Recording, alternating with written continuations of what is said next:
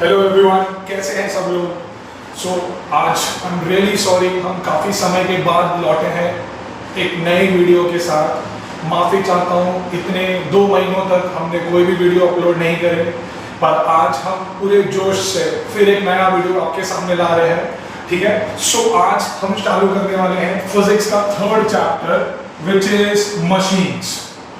ठीक है, बड़ा ही सिंपल चैप्टर है बच्चा लोग, मशीन्स।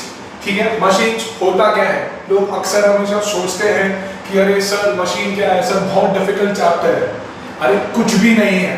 अगर आप मेरे को पूछोगे मशीन्स, तो मैं सीधी भाषा में बोलूंगा machine is anything that reduces human effort. ठीक है, जो हमारे ह्यूमंस का दैट रिड्यूसेस ह्यूमन एफर्ट, मतलब जो हमारा काम आसान कर दे। ठीक है, जिसकी वजह से हमें मेहनत करनी ना पड़े, उसे हम मशीन कहते हैं।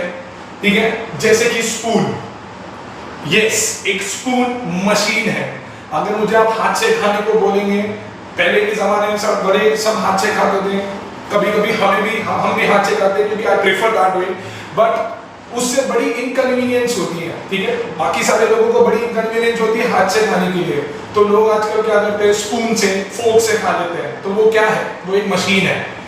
जिस भी वजह से हम ह्यूमंस का एफर्ट कम हो जाता है, जिस भी वजह से हम ह्यूमंस का एफर्ट कम हो जाता है, उसको हम बोलेंगे मशीन्स। अगर आप मुझे बोलेंगे सर आपको जाके एक बोल्डर को पुश करना है, बोल्डर मतलब एक बड़ा सा पत्थर जिसको मुझे जाके पुश करना है, तो क्या मैं कर पाऊंगा? नहीं कर पाऊंगा। पर वही अगर मैं क्रोबार लेके आ जाऊं, क्रोबार से उस बड़े से बोल्डर को मैं आसानी से आगे पुश कर सकता हूं। तो वो जो क्रोबार है वो क्या है, एक मशीन है। हम साइकिल चलाते हैं, हम सारे बच्चे लोग, आप सब लोग स्कूल जाते हो, ठीक है, अलग अलग जगह घूमने जाते हो, हम साइकिल यूज करते हैं, it is a machine. Mummy knife चाकू से सब्जियां काटती हैं, इट इज अ मशीन। हमारे हाथ में मोबाइल है, इट इज अ मशीन।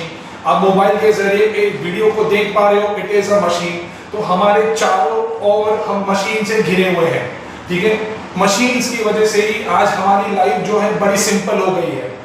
समझ में आ रहा है? तो machine is what? Machine is anything which reduces human effort, is machines.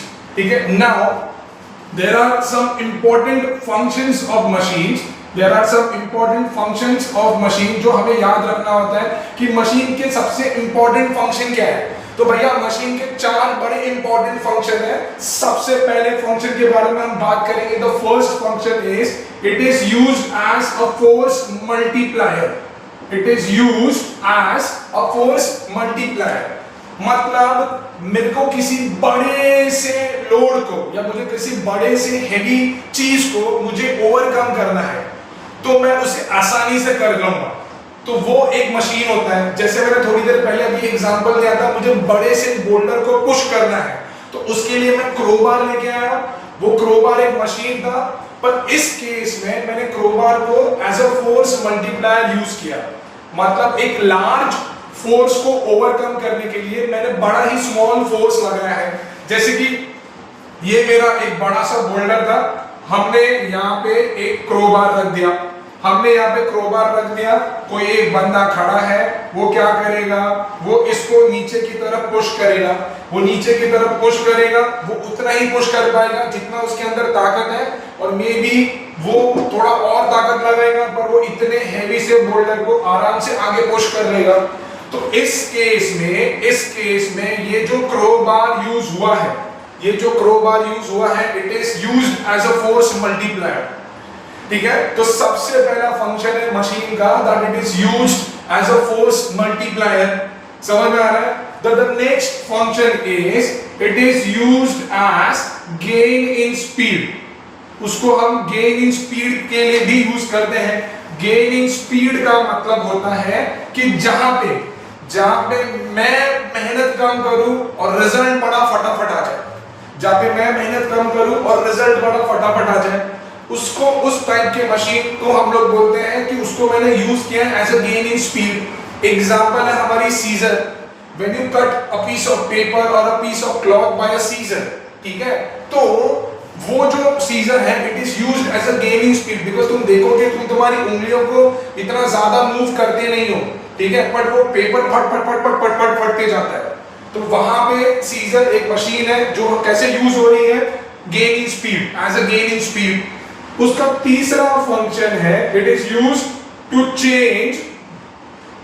Change the point of application, to change the point of application of effort, point of application of effort to our convenient point, to our convenient point।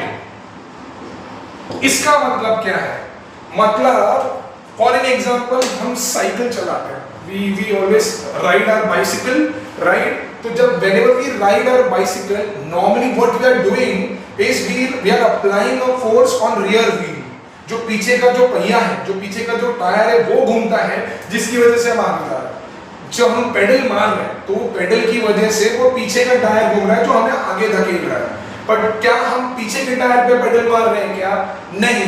Cycle के आगे के tyre और पीछे के tyre के बीच में एक छोटा सा डिस्क होता है जहां पे ऐसे कांटे जैसे शेप लगे हुए होते हैं, ऐसा ऐसा ऐसा, जिसके ऊपर चेन कनेक्टेड होती है, जिसके ऊपर चेन कनेक्टेड होती है जो रियर व्हील से कनेक्टेड होते हैं। अगर तुमको याद आया होगा तो वो जो पेडल्स होते हैं वो यहाँ होते हैं, हम पेडल्स यहाँ मारते हैं जिसकी वजह से ये गोल गोल घूमता है, ये चेन गोल गोल घूमती है और ये पीछे का पहिया गोल गोल घूमता है, ठीक है। तो यहाँ पे मैंने क्या किया, मुझे घुमाना इसे था, पर मैंने क्या यहाँ पे एफर्ट लगाई क्या? नहीं, मैंने एफर्ट कहाँ लगाई? मेरे कन्वीनियंट पॉइंट पे। मैंने कहाँ लगाई एफर्ट? मेरे कन्वीनियंट पॉइंट पे। So that is why machine can also be used as to change the direction, to change the point of application of effort to our convenient point। मतलब मैंने क्या किया, मैंने मेरे एफर्ट को अलग जगह पे लगाया मेरे कन्वीनियंस के लिए, बिकॉज अगर मैं यहाँ लगाता तो it would have been very difficult for me. तो मैंने क्या कर दिया, मैंने मेरा जो पॉइंट ऑफ एप्लीकेशन था वो चेंज कर दिया।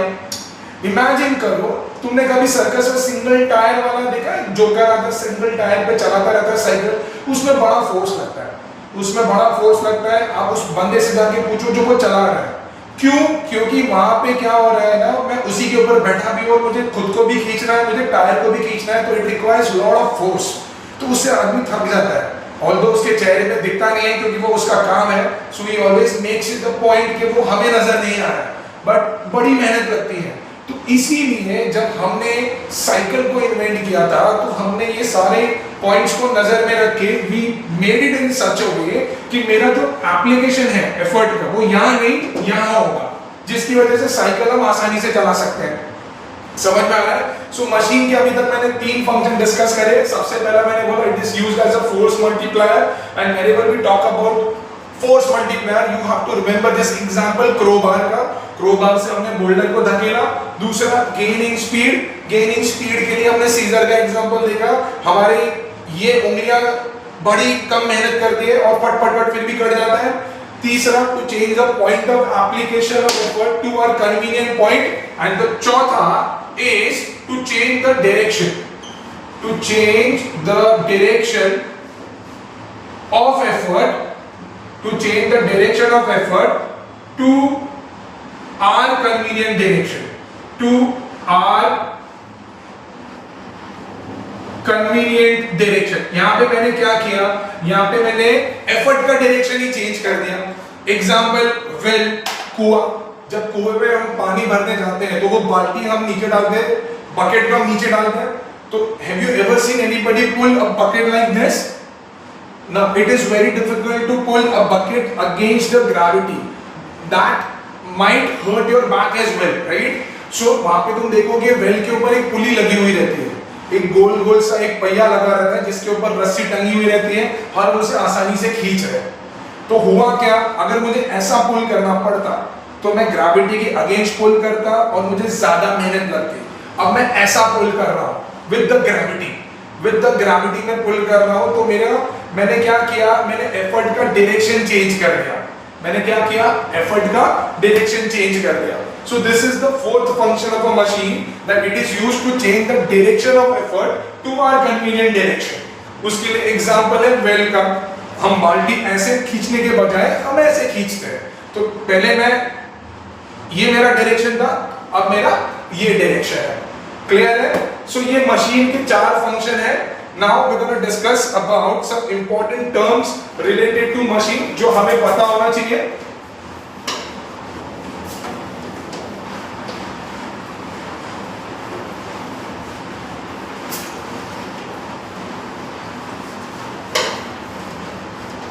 हाँ, अभी सर आपने पर सब कुछ बता दिया मशीन के बारे में, पर आपने मशीन की एग्जैक्ट डेफिनेशन तो बताई ही नहीं।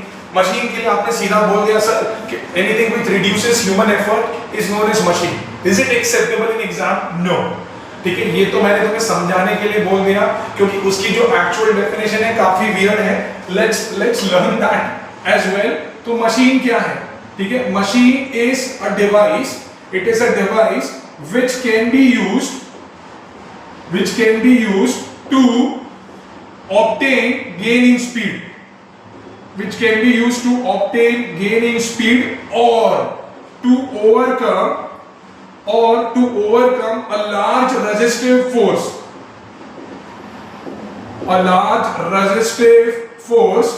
by applying a small force in our convenient direction at convenient point, convenient का spelling, at our convenient point. So this is the actual definition of a machine. वो एक ऐसी डिवाइस है जो गेनिंग स्पीड के लिए यूज होती है, या तो whenever we have to overcome a large force by applying a small force in our desired direction and at our convenient point, that is known as machine. तो तुमको एग्जाम में अगर मशीन की डेफिनेशन पूछी, जो कि आने के चांसेस बहुत ही कम है, बट अगर आ गई तो we have to write this definition. Text book में मेंशन है, अगर आप लोग रीड करोगे तो आपको मिल जाएगा। समझ में आ रहा है? Now let's discuss some important points related to machine. Machine से रिलेटेड कुछ important terms होते हैं, वो है क्या? ठीक है, सबसे पहला जो टर्म है that is known as load, जिसको हम लोग L से रिप्रेजेंट करते हैं। लोड क्या है? लोड एक ऐसा रेजिस्टिव फोर्स है which is to be overcome। सीधी भाषा में बताओ भाई, लोड एक ऐसी चीज है जो मशीन उठाने वाली है। लोड क्या है? एक ऐसी चीज है जो मशीन उठाने वाली है। सो it is a force which is to be overcome।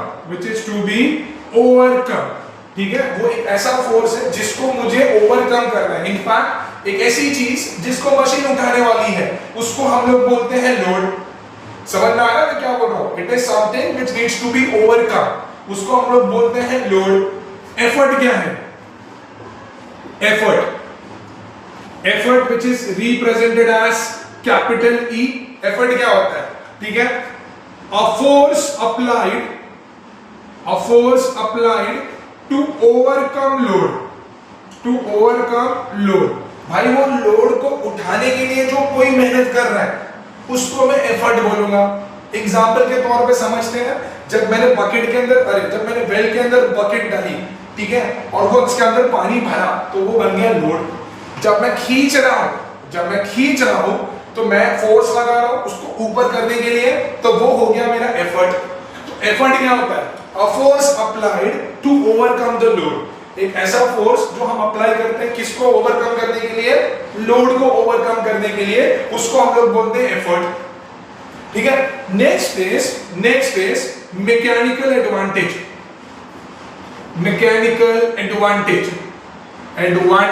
जिसको हम लोग MA से रिप्रेजेंट करते हैं। What is mechanical advantage? Mechanical advantage is the ratio of load to effort. Mechanical advantage जो है वो एक रेशियो है, किसका? लोड टू एफर्ट का। किसका? लोड टू एफर्ट का। ठीक है ना, अभी मैकेनिकल एडवांटेज मैंने बोल दिया, it is the ratio of load to effort. अभी समझो कि मेरा लोड ज्यादा है और एफर्ट कम है, मतलब जिस चीज को मुझे उठाना है वो बहुत ज्यादा है और उसके लिए उठाने के लिए मुझे जो फोर्स लगाना है वो बहुत कम है।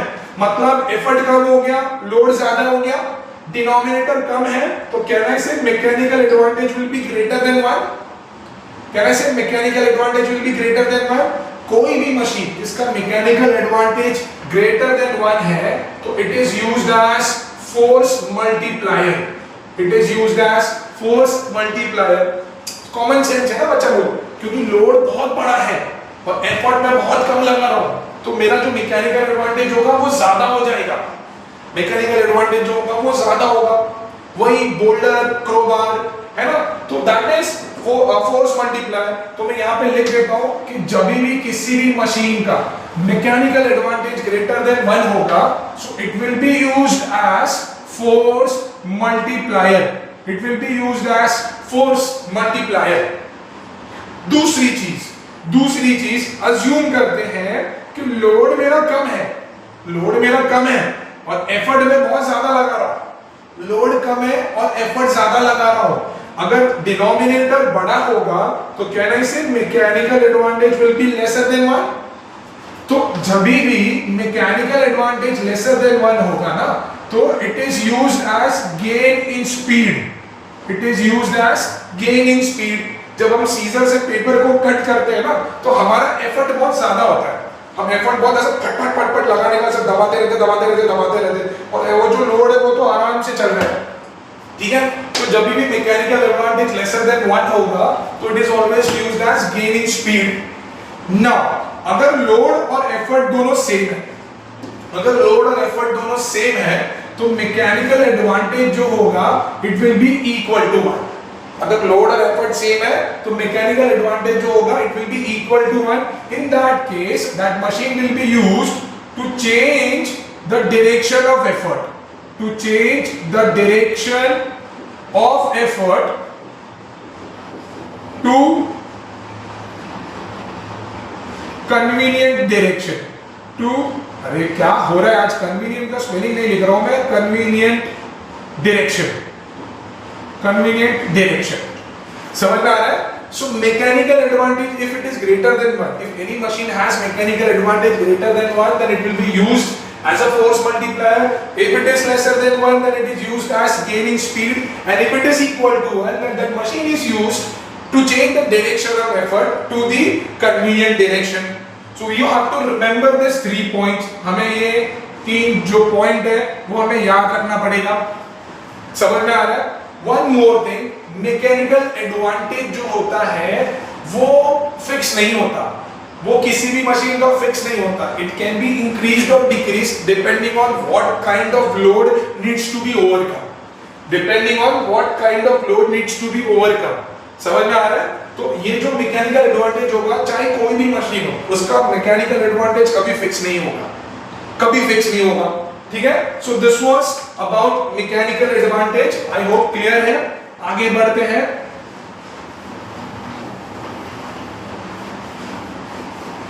आगे बढ़ते हैं। Now let's talk about velocity ratio, let's talk about velocity ratio जिसको हम लोग VR से रिप्रेजेंट करते हैं। Velocity ratio is the ratio of velocity of effort to velocity of load. Velocity ratio is the ratio of velocity of effort to velocity of load, to velocity of load, or it is also defined as displacement of effort by displacement of load. For an example, if I assume कि भाई मैंने force लगाया, effort लगाई और मेरा जो effort है वो इतना मूव कर गया, ठीक है। If effort moves by dE, let's say in t seconds, and load moves by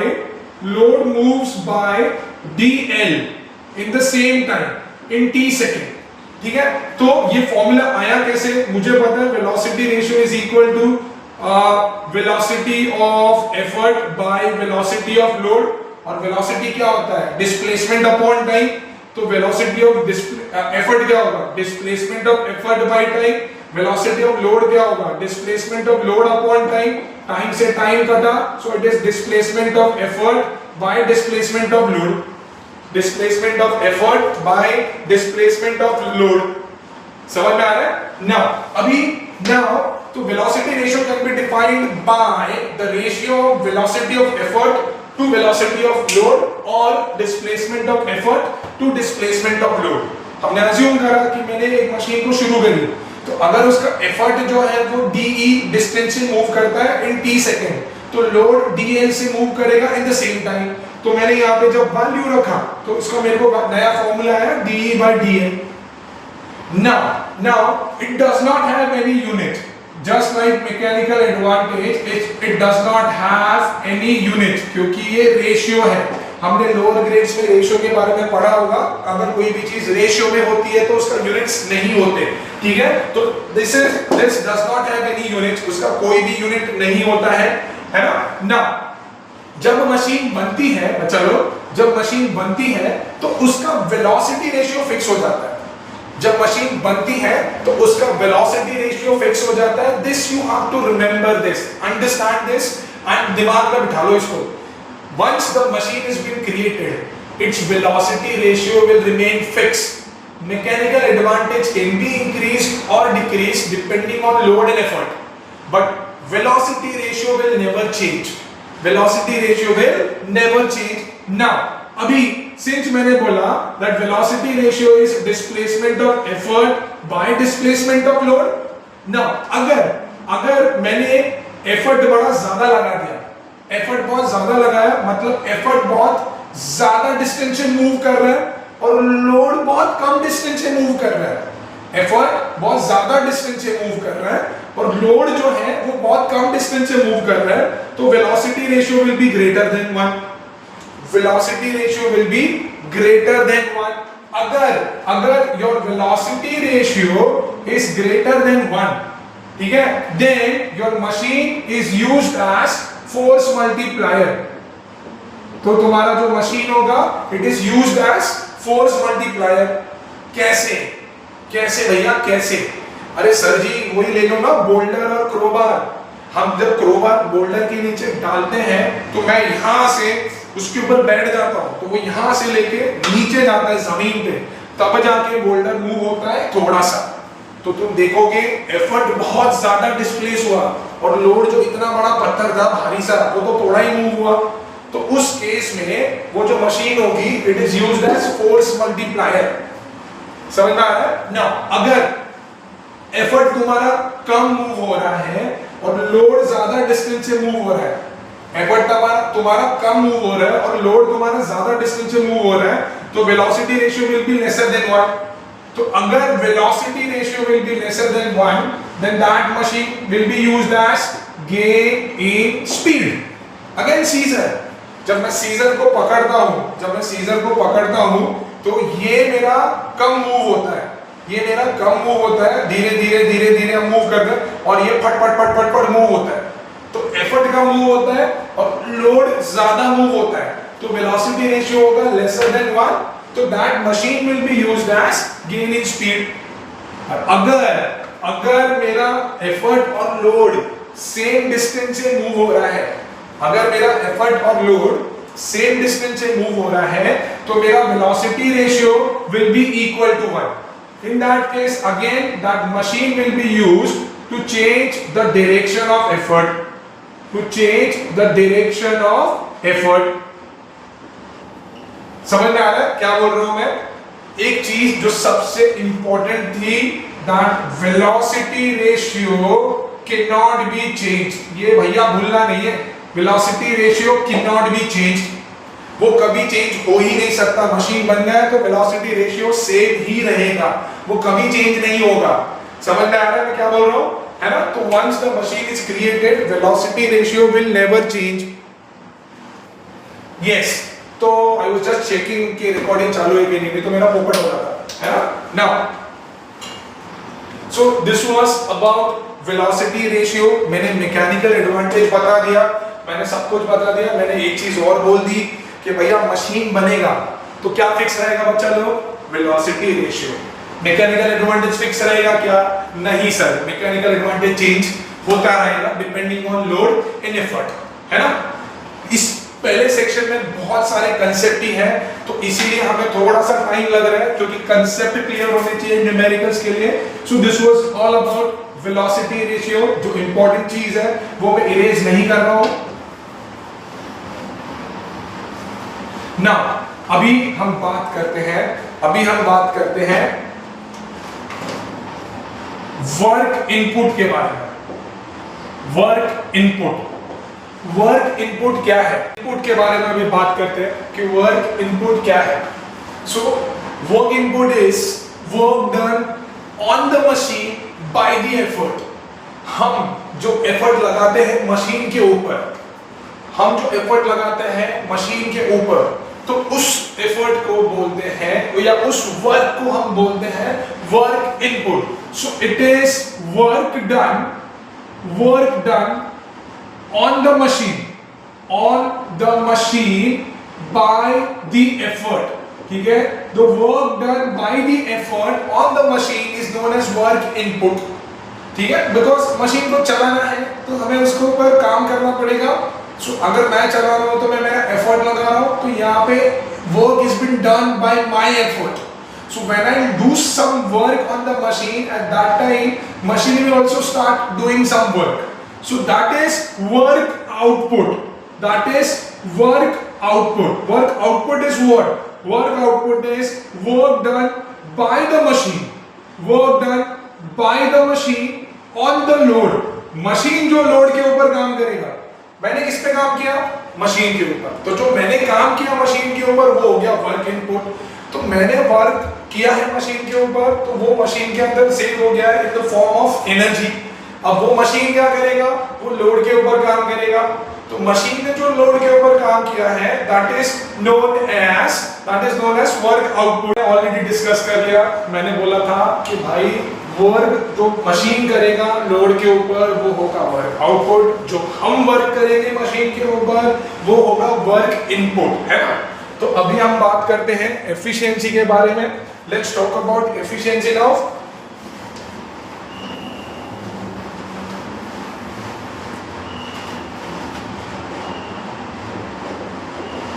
Efficiency. So efficiency is given by the formula work output upon work input.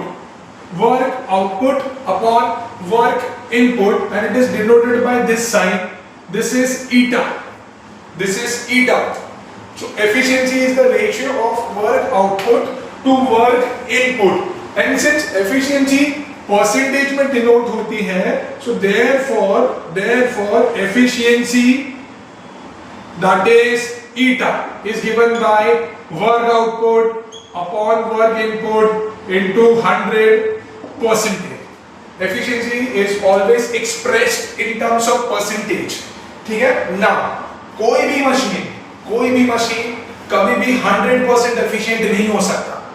कोई भी मशीन कभी भी 100% नहीं हो सकता एफिशिएंट। रीजन बीइंग, अगर वो 100% efficient हो गया तो उसका मतलब ये होगा कि मैंने मशीन के ऊपर जितना काम किया, ठीक है, मैंने मशीन को जितनी एनर्जी प्रोवाइड की, मशीन ने उतनी ही एनर्जी लोड को प्रोवाइड कर दी, जो कि एक्चुअली में होगा नहीं।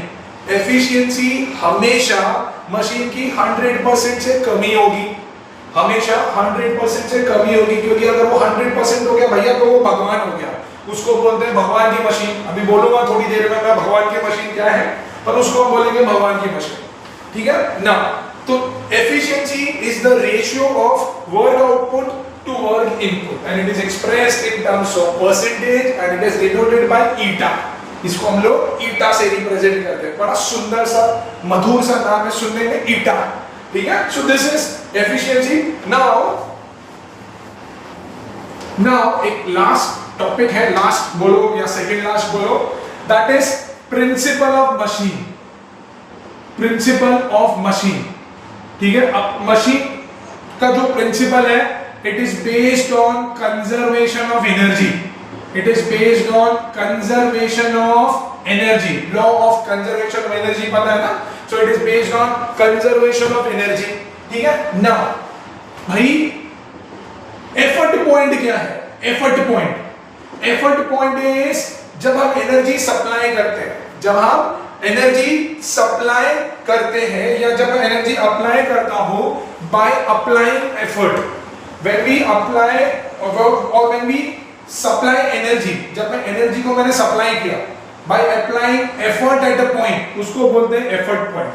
जिस पॉइंट के ऊपर मैं एनर्जी को सप्लाई करूंगा एफर्ट मार के, एफर्ट लगा के, उसको बोलेंगे एफर्ट पॉइंट। लोड पॉइंट क्या होता है भाई? लोड पॉइंट क्या होता है? मशीन जिस पॉइंट पे वो एनर्जी को ऑब्टेन करेगा, मशीन जिस पॉइंट पे उस एनर्जी को ऑब्टेन करेगा उसको मैं बोलूंगा लोड पॉइंट। तो जिस पॉइंट पे मैंने एनर्जी को प्रोवाइड किया है वो हो गया एफर्ट पॉइंट। जिस पॉइंट में मशीन ने एफर्ट को ऑब्टेन किया है उसको मैं बोलूंगा लोड पॉइंट। सीधी भाषा में बोल दिया मैंने, जिस पॉइंट पे मैंने एनर्जी को अप्लाई करा वो हो गया एफर्ट पॉइंट। जिस पॉइंट पे मशीन ने वो एनर्जी ऑब्टेन करी उसको हम लोग बोलेंगे लोड पॉइंट, है ना। So according to principle of machine, input energy is always equal to output energy. According to principle of machine बोलता है कि भाई आइडियल केस में, आइडियल केस मतलब अजम्पशन के वर्ल्ड में, अजम्पशन मतलब वहां पे ऐसा अज्यूम करा जाता है कि भाई कोई फ्रिक्शन ही नहीं है या कोई एनर्जी लॉस ही नहीं है, कुछ भी नहीं है, तो उस केस में input energy will always be equal to output energy. मतलब वो अज्यूम कर रहे हैं कि जितना हम मशीन के ऊपर एनर्जी लगाएंगे उतनी ही एनर्जी मशीन भी यूज करेगी। अगर मैंने मशीन के ऊपर 100% एनर्जी लगाई है तो मशीन को पूरी 100% एनर्जी यूज करेगा लोड के लिए। अगर मैंने 70% लगाई है तो वो 70% यूज करेगा। तो input energy will always be equal to output energy. This is what principle of machine states. ठीक है ना। अब हम बात कर रहे थे भगवान की मशीन के बारे में। भैया तो जो भगवान की मशीन होती है ना वो होती है आइडियल मशीन। वो क्या होती है? Ideal machine. So this is ideal machine और हम डिफरेंशिएशन के टर्म्स में समझेंगे। और ये है मेरी एक्चुअल मशीन जो हम यूज करते हैं। आइडियल मशीन मतलब भैया भगवान की मशीन,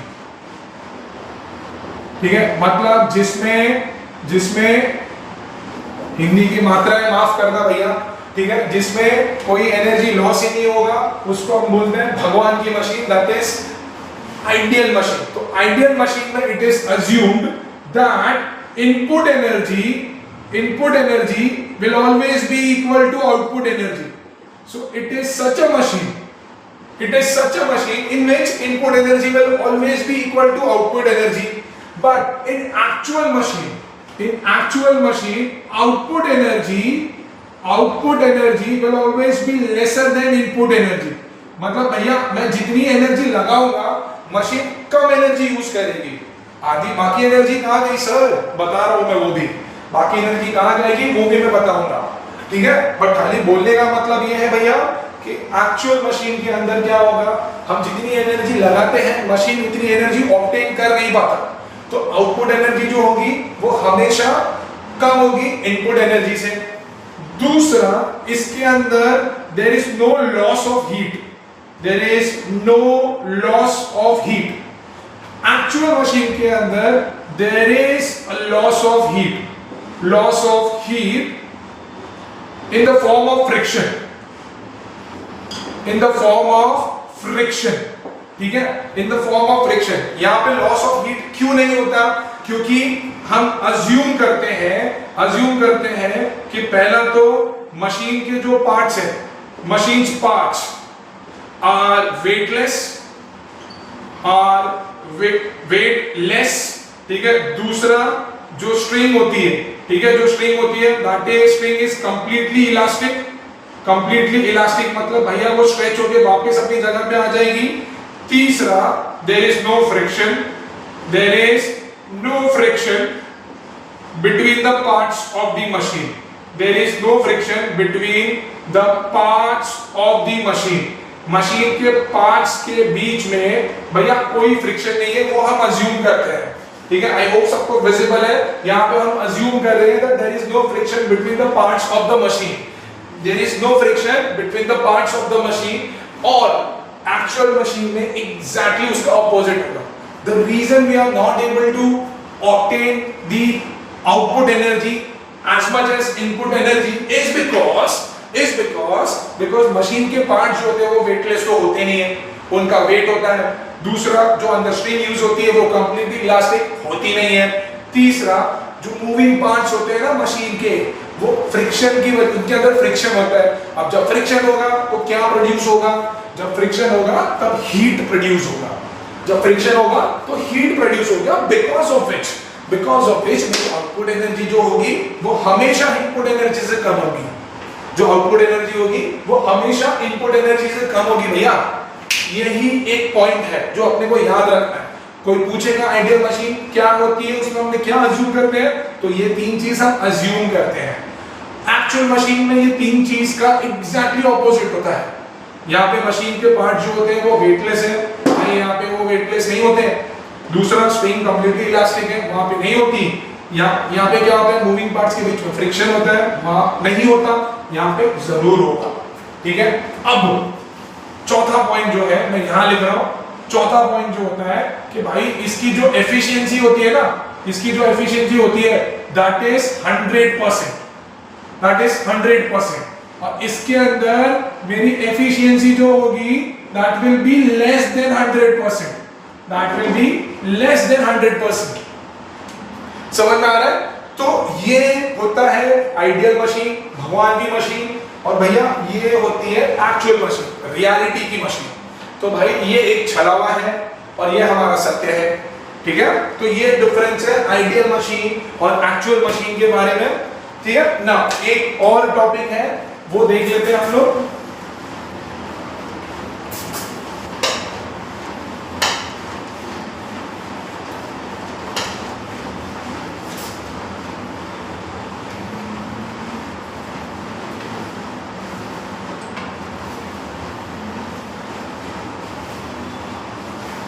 सो नाउ हमने एफिशिएंसी के बारे में बात की थी थोड़ी देर पहले। हमने बोला था भैया एफिशिएंसी जो होती है that is work output upon work input. Correct ना। हमने वर्क एनर्जी पार करा हुआ है, जिसको नहीं पता वो हमारा वीडियो जाके देख सकता है। ठीक है। हमारी पूरी प्लेलिस्ट है वर्क एनर्जी पार की। Work is always equal to force into displacement, right है भाई। वर्क आउटपुट क्या था? वर्क आउटपुट के बारे में कहा था, work output is the work done by the machine on the load, work done by the machine on the load. तो अगर work done by the machine on the load है तो वर्क आउटपुट क्या होगा? Work is force into displacement. तो यहाँ पे force क्या है भाई? लोड है। यहाँ पे फोर्स क्या है? लोड है। और वो जितना मूव करेगा तो डिस्प्लेसमेंट ऑफ लोड होगा अपॉन वर्क इनपुट क्या है भैया? Work input is work done